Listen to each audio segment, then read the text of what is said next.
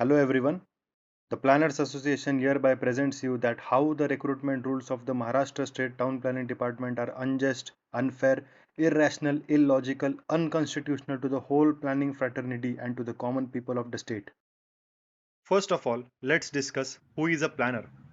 A person who has pursued his bachelor's degree in planning is a planner. An architect is a non-planner. A civil engineer is also a non-planner. But if architects and civil engineer pursue their PG degree in planning, then they are called as planner. A, a candidate who has a master's degree in humanities is a non-planner. But say the same candidate if he pursues a PG degree in planning, then he is a planner. So let's understand what are these PG degrees in planning. So these are the list of PG courses in planning, which are town and country planning, masters of urban planning, regional planning, environment planning, transport planning, housing planning, infrastructure planning, etc. So who all are eligible to pursue these PG courses? So those people are architects, engineers, planners, and the candidates with masters in humanities. Let's try to understand the difference between three of them. Civil engineers design, supervise, and maintain the infrastructure projects like roads, buildings, bridges, ensuring their structural integrity and regulatory compliance. Their jobs range from a variety of roles from structural engineers to environmental engineers, focusing on large scale projects. While architects design the functional and aesthetical pleasing buildings, working closely with engineers and contractors. Their roles include architects, interior designers, project managers, urban designers, focusing both on private and commercial buildings. Urban planners develop land use plans addressing urban growth, housing, transportation issues while engaging communities. Their job include urban planners and policy advisors focusing on sustainable development, transportation, and public policy. Each profession requires their own specialized skill set, that is, the technical skill set for engineers, creativity for architects, and critical and analytical thinking for planners. Comparing the education of all three professions, there exists a diploma, graduation, and post graduation education in civil engineering. Same is with the architecture. But in planning, there doesn't exist a diploma education. There is only graduation and post graduation. There exists no statutory body for engineers, but their legacy and huge lobby has maintained their professional integrity. Architects are less in number compared to engineers, but have a statutory body called Council of Architecture to define and recognize themselves. But the planners are even less in numbers than architects and have no statutes. Hence, they face a lot of discrimination and crisis in profession countrywide. Engineers have thousands of vacancies every year in the different departments mentioned in the state. Architects too have the vacancies as per the requirements of the department. Planners can have only public sector opportunities with scarce numbers in town planning valuation department, special planning authorities like SIDCO, MMRDA, and the urban local bodies. That too, the eligibility in the town planning valuation department, which recruits the highest number of planners, allows engineers and architects, which makes conditions even worse for planners. Following is the curriculum of urban planning as stated by AICTE. This contains core planning subjects like fundamentals of urban regional planning, techniques of planning, cities in history, spatial data infrastructure for planning, planning communication, site development, planning theory, traffic and transportation planning, urban and regional infrastructure planning, housing and community planning, etc. And the studio works, which are the preparation of development plans, regional plans, etc., on the basis of the planning knowledge and the sense developed by the studying different planning core subjects. Following are the curriculum of architecture and civil engineering respectively. They have core subject related to their own domain, of which none are common or correlated to the planning curriculum. Hence, planning education, architecture education, and civil engineering education are mutually exclusive. Comparing the recruitment rules of all three professions with respect to the state of Maharashtra, architecture Group B services and Group A services allow only architects. No planners are allowed here. That is, the planning graduates are not eligible. As we can see here, a candidate possessing a degree of architecture from a recognized university and registered member of Council of Architecture is only allowed in architecture Group B services. In the recruitment rules of the civil engineering services, only a civil engineer, that is a candidate with a BE or BTech civil engineering degree, is allowed. Planners are not allowed here also, that is the graduates in planning are not eligible. The recruitment of entry level planners is generally at Group B services. This is the reason to compare the Group B services of all three professions. As we can see in the planning Group B services, civil engineers are allowed, architects are allowed, and planners are allowed. Then the question rises, how and why are other graduates than planning are eligible here? Hence, if I am a planner, someone is allowed in my house and I am not allowed in their house is basically violation of my right to equal opportunities. Concluding the above points, if all three professions have different roles, different skill set, different duties and responsibilities to be performed, different education and research, different private practice, then why is their public practice not being exclusive and different? Why is the planning profession is suppressed in public practice? As mutual exclusivity exists in all three domains everywhere, it should be reflected in recruitment rules of the public practice too. To carry out planning at different level from city level to national level, a planner needs to possess certain skill set. This skill set ranges from different technical skills to analytical skills. Also, a planner can be called as a jack of all trades as he needs to be one and has a multidisciplinary knowledge of different subjects like architecture, economics, environmental science, geography, finance, data analytics, etc. This can only be acquired by a degree in planning, that is, by bachelor's of planning or master's of planning, and not by mugging up the law and legislation related to town planning. The High Level Committee report on urban planning, published in April 2023, has already stated what should be the roles of a public sector planner and the roles of a private sector planner. The Maharashtra Regional and Town Planning Act is the Bible of the town planning in the state. Following are the objectives of the Act: to make provisions for development plan, regional plan, and effective implementation of town planning schemes, carry out the town planning with necessary development control regulations, acquire land in public interest by working out its cost benefit analysis, land suitability analysis, and other essential feasibility analysis, as land is an optimal resource and should be planned very carefully. The Town Planning Valuation Department has stated its functions and duties to be performed to achieve the objectives of the MRTP Act. They include the preparation of development plan, regional plans, and town planning schemes, advising the government on technical matters, etc. Now, a person who has never been involved in the process of making a development plan in his curriculum or his whole lifetime, the question rises is that will he able to make it or advise on it? Similar is with the regional plan and town planning schemes, that if he or she doesn't have a technical knowledge of a planning domain, how will he or she advise the government on technical matters? How can he or she prepare transport maps, traffic management maps, if they don't have enough knowledge of it? As they don't have technical qualification of it, non-planners don't know about development management, finance, cost benefit analysis, land suitability analysis. How can they assist in valuation and land acquisition works? This will ultimately lead to inefficient use of government resources. The GR dated on 20th January 2010 states the roles and responsibilities of town planning officers, which are of course in cognizance with the objectives of the department. This includes providing support and technical assistance in development plan, getting financial assistance from different state government schemes and other schemes, construction permit, development permit, etc. But the question lies here is, does the recruited staff possess skill set to carry out these functions efficiently? Of course, no. 90% of the recruited staff doesn't possess this skill set as they doesn't possess a degree in planning. The objectives of the Town Planning Valuation Department are in accordance with the objectives of the Maharashtra Regional Town Planning Act. Also, the functions and the duties to be performed by the officers in the department are in accordance with the objectives of the department. But due to the unconstitutional recruitment rules and biased examination, the town planning department ends up in hiring non-professionals in urban planning. Hence, the objectives are not achieved due to the recruitment of the poor human resource. Instead, to perform the necessary functions and duties, the department should mandate the officers performing these duties to possess a necessary skill set to perform those functions. This necessary skill set consists of technical skills and managerial skills as mentioned previously, which is acquired by only trained professionals with a degree in planning, that is bachelor's of planning or master's of planning. Hence, revision of recruitment rules required to ensure the entry of qualified planners, and then only the objectives of MRTP Act as well as the objectives of the Town Planning Valuation Department will be achieved. This particular chart shows the number of sanctioned posts, employed posts, and vacant posts in the State Town Planning Valuation Department. Total sanctioned posts in the State Town Planning Valuation Department are 1583, out of which 940 are filled and working. And of the entry level post of assistant town planner and town planning assistants, which are 152 and 328 respectively, the town planning department has initiated the recruitment process of 148 assistant town planners and 261 town planning assistants. Let's try to figure out how many planners are actually required for the 13 CR state's population. Analyzing one of the Grimm ratio model given by Town and Country Planning Organization in 2020, the model states the number of the planners required in the hierarchy at different levels like million plus cities, non-million plus cities, and state headquarters. As Maharashtra state has 11 million plus cities, 388 non-million plus cities, and 1 headquarters, we require 3000 planners in our state. Another model suggested by the high level committee states requirement of planners can be one planner per 50,000 population. As per that, we require 2,500 plus planners. Available working public sector planners in the state are around 1,200.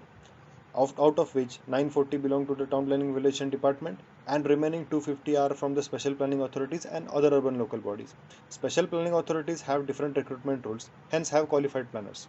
Here, as we can see, there is a quantitative gap of 1800 planners and available are 1200. But out of this 1200, only 320 are actual planners, remaining 920 are non-planners. Hence, we get a qualitative gap of 2680 planners. Outsourcing of work to the consultancies isn't a problem unless certain amount of work is done in-house and there is qualified technical staff to review this outsourced work. The current technical staff lacks technical and analytical skills as they don't have a formal education and formal degree in planning. As per information received through RTI regarding the qualifications of the recruited planners in Town Planning Valuation Department, a list of 605 planners was analyzed with their qualifications, which is closely two-thirds of the deployed staff. Surprisingly, only 4% of the planners at the entry level have a formal degree in planning or they can be called as planners. Remaining 96% are actually non planners. 91% of the assistant town planners are actually non planners, and 95% of the promoted town planners are actually non planners. This is so shameful.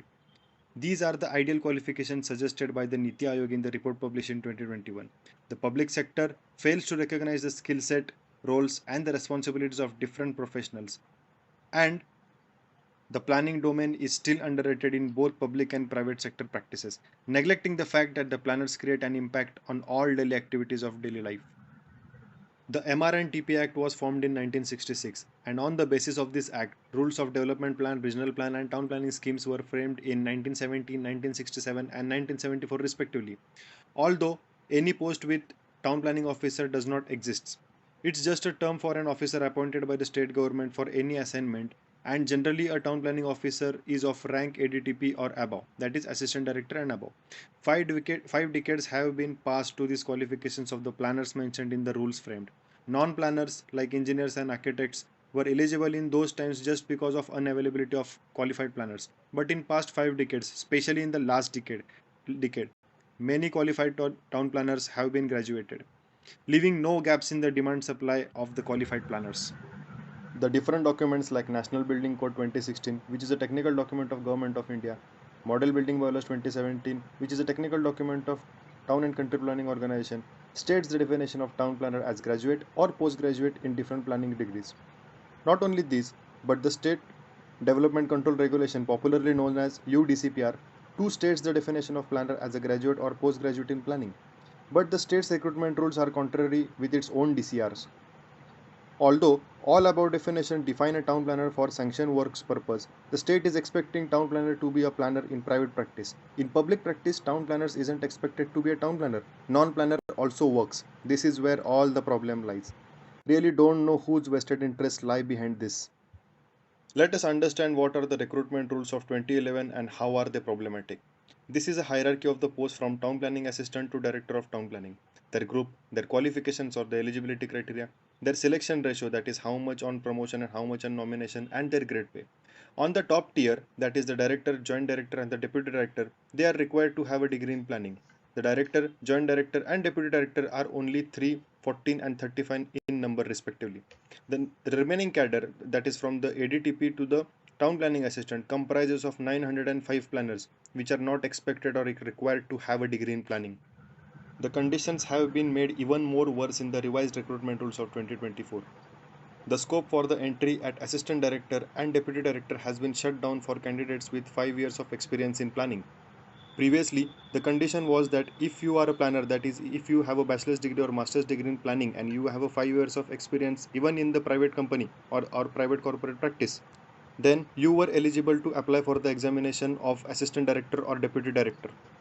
This scope has now been shut down in 2024.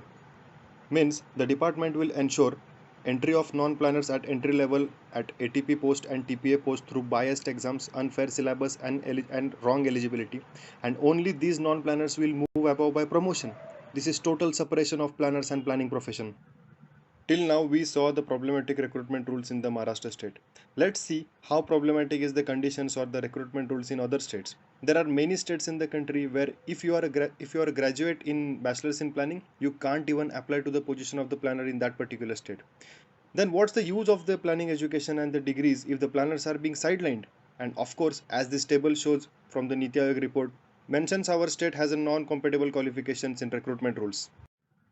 This table shows a list of 36 states and union territories, the recruitment rules in their respective town planning departments, whether they make eligible bachelors of planning at entry level, and most important, do they recruit planners or non-planners at entry level. Summarizing the above table and visualizing it through a map, here we can see the states in the green include the bachelors in planning at entry level recruitment, while the states in the red do not include bachelors at planning in the recruitment rules. These states either require a master's of planning or certain experience for the candidates who have pursued bachelor's in planning. In the other map, we can see the states in the green ensure the recruitment of planners at the entry level, while the states in the red do not recruit planners at the entry level. Hence, we see a wide disparity in profession countrywide and underrated planning profession and underutilized planners. This is because the profession is not protected by any law and any statutory body. It's the need of the time that the planners bill to be passed in the parliament and a law to be made to protect the profession and the future of the planning and also finally the future of the nation. The letter dated on 12 February 2018 by Ministry of Housing and Urban Affairs, which was addressed to the all principal secretaries of urban development ministries of all the states and union territories, clearly state that what should be the qualification of an urban planner or a town planner working in their state town planning departments, which states that a candidate to be hired as a town planner should possess a qualification of postgraduate degree in town planning courses mentioned here or a bachelor's degree of planning with certain experience. And the letter has advised the state town planning departments to really relook upon the recruitment rules recruiting the town and country planners in the state. The Niti Aayog report of reforms in urban planning capacity in India, published in September 2021, clearly mentions what should be the qualifications of a candidate being hired as a town planner in the state town country planning departments. Essential qualification and desirable qualification as per mentioned. Essential qualification states the postgraduate degree in planning or a bachelor's degree in planning with certain experience. Also, as per the recommendations given by the HLC report, published in April 2023, also suggest modernizing recruitment and service rules for the urban planners through the reform linked incentivization. Here we come to an conclusion that the state government advisories are in favor of hiring a planner at a position of a planner. Let's see what state government resolution says. The state government has itself acknowledged in 2010 that due to upcoming trends and technologies in urban planning and increasing urbanization, it is necessary that the officers in department should have a PG degree in planning. Again in 2015, the Town Planning Valuation Department admits that the officers recruited through the direct recruitment should have a sound knowledge of urban planning, hence they need to be trained accordingly.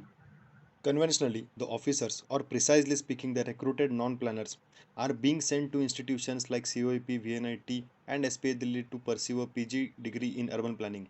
Now, there is a need to send employees to pursue specializations in planning such as transportation and traffic planning, environmental planning, rural planning, urban infrastructure planning, etc. Conventionally, the Town Planning Valuation Department sends 4 non planners every year to pursue planning. Now, there is a need to send 8 planners every year. The recruitment rules of the Town Planning Valuation Department should be revised accordingly. The employees will be sent on the government sponsorship. This is what which is stated in the highlighted statements. The taxpayers' money shouldn't be utilized for training recruited non-planners. Also, there is no entrance exam like GATE for the admission which does not ensure the credibility of the non-planners sent for pursuing a PG degree in planning. So, revision of recruitment rules was acknowledged back in 2015. Central advisories too advised to revise the recruitment rules and specified what should be the qualifications in the recruitment rules. Then too the state is not ready to revise the recruitment rules. Really need to know who has vested interest behind not letting this happen. The favorite question of all third parties and non-planners, that if the syllabus of the examination is of planning, then why are planners not excelling? Let me explain you both things, that is the exam and the syllabus. Let us understand why exams are taken. Assume these homogeneous red cubes of equal sizes are the required output. In our case, it's town planners. Hence, we take a pool of town planners of all sizes and unequal densities. We pass them through a sieve to get the desired output. In our case, the desired output is the qualified town planners. This is the ideal process and practice in the recruitment of each profession. Now, our town planning department thinks the available pool of the town planners to pass through the sieve is not enough. So the competition will be less to pass through the sieve and the quality of the town planners selected will not be up to the mark. Let me clear you one thing. If you want a surgeon to do a surgery, a surgeon with the second class result can also do a surgery. But a pharmacist or a physiotherapist, just because they belong to the medical science, cannot do the job of a surgeon. Hiring a professional of other domain in a certain domain is only compatibility and hence competence is reduced. As the department thinks available pool of planners is not enough, they allow other professionals like architects and engineers over here and pass them through the same sieve. And the desired output is a combination of architects, planners, and engineers. The desired output of the recruiting qualified planners is not achieved. Let us come to the next part, that is examination. We will discuss about both entry level examinations of assistant town planner and also of planning assistant. Previously we have seen what is the model curriculum of planning as per AICT. Let's see the syllabus of assistant town planner examination. Act, regulations, rules, act, code, act. And the basic planning subjects and valuation only comprise of 10 to 15%. Valuation is a core subject of the revenue department and it may have been attached to the town planning department for certain purposes. Here we can see the breakout of the topics that came into the examination of assistant town planner in 2022. It is clear that the exam demands only mugging up of the law and very less technical knowledge. This helps non-planners with no technical knowledge to mug up the law and enter the planning services. Hence, the whole system, that is the recruitment rules, eligibility, and the exam syllabus, has been manipulated to satisfy some certain interests. That is why we see the assistant town planner examination has 70% cutoff in 2022 recruitment. The exam is set in such a nonsense manner. The exam setter has gone to such level that to ask about local area planning, direct question on section number of a LAT TPS document, which is a statutory document of any other state, is asked. This is so irrelevant and nonsense questions are framed with section number of Town Planning Act of other state. And my dear fellow planners, instead of questioning this blunder, students blindly mug up the whole document of the other state so that if in upcoming recruitment any question is asked, they can answer. No planner ever questioned authority about the biased and nonsense examination and also on the worsened recruitment rules of 2024. Sad situation of planners living in Amritkal. 75 years have been passed to the independence, but we are still not getting professional and mental independence. Although agreed that the department works on the administrative works related to planning, that doesn't mean the technical officer should possess only administrative knowledge and no technical knowledge of the planning domain. This is just like an example that police services work daily on IPC codes. So the exam of the IPS officer is based on the IPC code. Just mug up the penal code and get into the police services. As discussed earlier, anyone can just mug up the law with very less technical knowledge. Mugging up law doesn't require specialized knowledge of urban planning. So, if the lawyers or humanity graduates or any graduates are made eligible and they clear the exam, are they competent to handle the roles and responsibilities of a town planner? Obviously not. Let's see the biased results of this exam in past decade. In the recruitment of 2014, not a single planner was able to make through the exam. Out of the selected candidates, 36% were architects and 64% were civil engineers. In the ATP recruitment of 2019, only 5% of the planners were able to make through this exam. Out of selected candidates, 12% were architects and 83% were civil engineers. And in the recruitment of 2023, only 10% of the selected candidates were actually planners.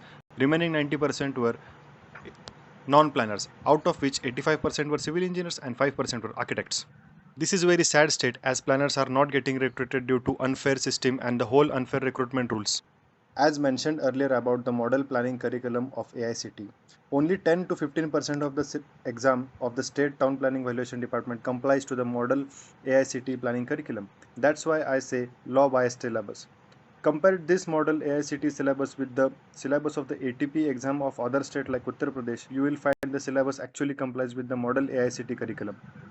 Let's talk about the syllabus of the planning assistant exam. Visualizing the previous recruitment, 60% of the syllabus was non-technical and 40% comprised of technical.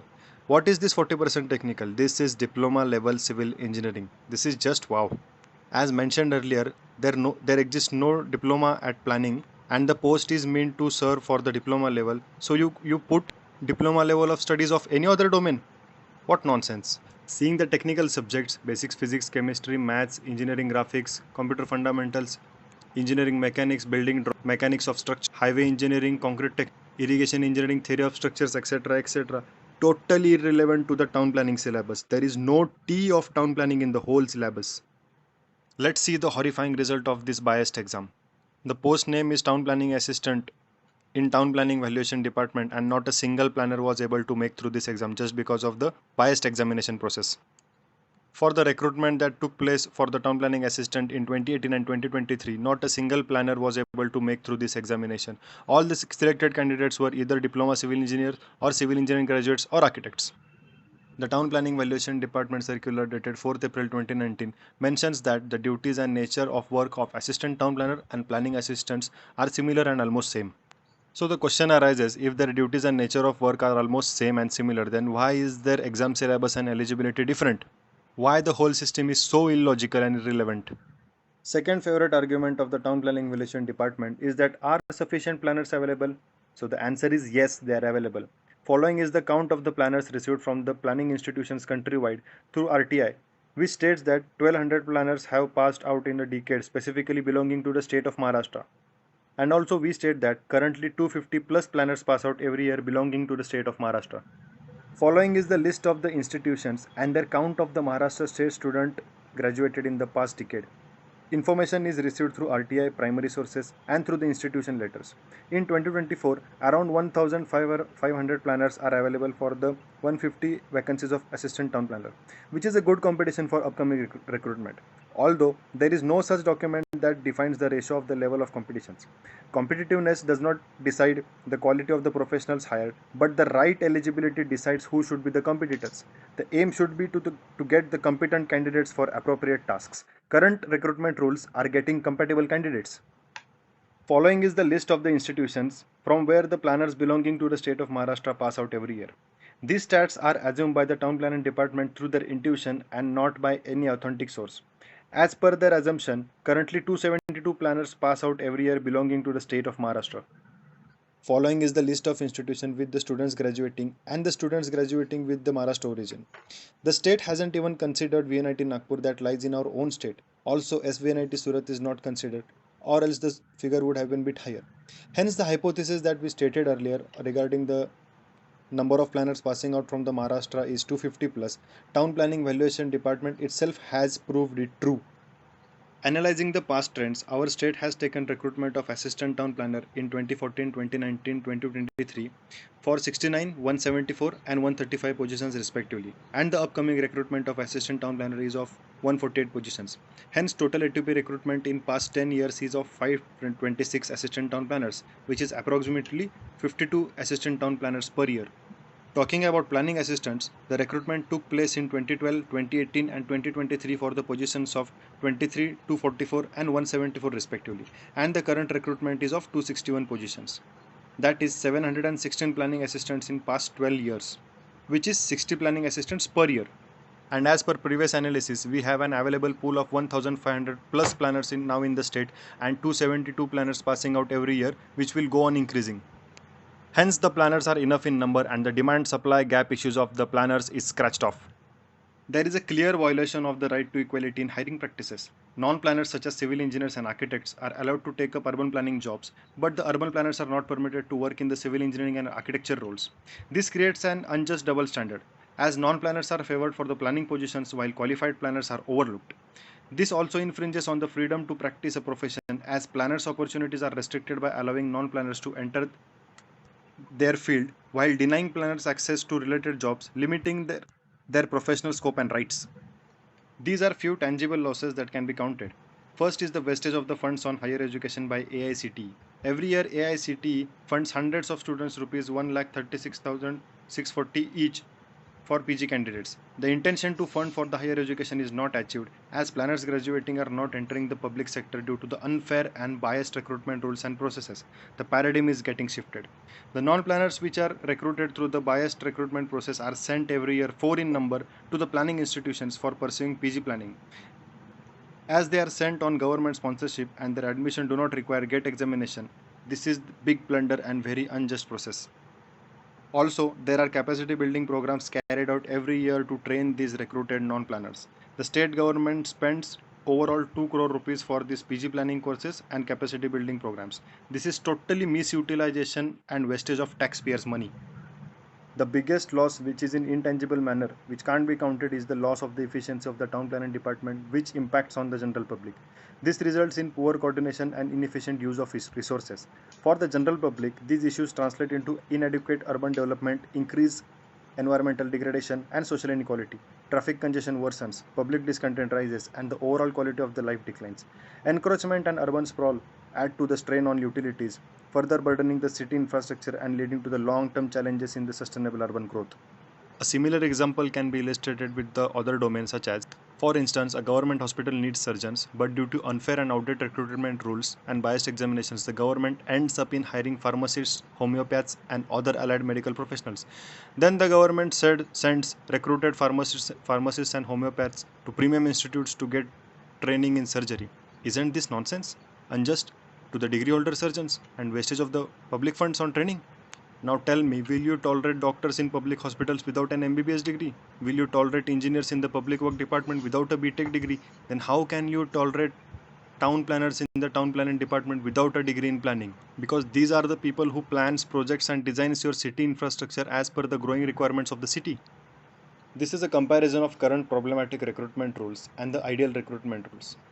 The current recruitment rules allow the recruitment of the non-planners at the entry level till the position of assistant director, while the ideal rules ensure only planners enter at the position of planners. Institutions like School of Planning and Architecture Delhi and IIT Kharagpur, which are premium institutions and are formed after independence to produce qualified town planners, they have recommended and requested the state officials concerned to this matter to revise the recruitment rules in the planning favor. Even the institutions like SPA Bhopal, VNIT Nagpur, COEP Pune, MIT Pune too stated the same. Sadly, the state is very stringent about the revision of recruitment rules and seems want only non-planners at the planning positions. Don't know whose interests are being fulfilled through this. As per the request from the planners and the planning institutions, the town planning department has misinterpreted the request. Don't know whether it's knowingly or unknowingly. Town planning department states that for town planning exams, majority of the syllabus is of civil engineering, and this is an injustice to architects. The town planning department is self-admitting for the town planning exam syllabus is of non-planning. So, for the upcoming recruitment, we'll have a syllabus that will be a balance of two non-planning fields, that is engineering and architecture, so that architects will not suffer. Such kind of nonsense, biased and illogical statements are made by the town planning department. Where did hell go the town planners and the town planning syllabus? This is so nonsense that the town planning department is not even thinking of the syllabus of the core planning subjects. The state town planning valuation department is officially sidelining the planning profession. Then why is the name of the department as a town planning department? It should be town engineering or architecture department. To the qualifications eligible in the recruitment rules as mentioned, that civil construction engineering management planning, urban and regional planning, architecture and regional planning or equivalent, MPSC had raised a query regarding equivalence of qualification, to which department stated all qualifications equivalent to the stated qualifications may be eligible.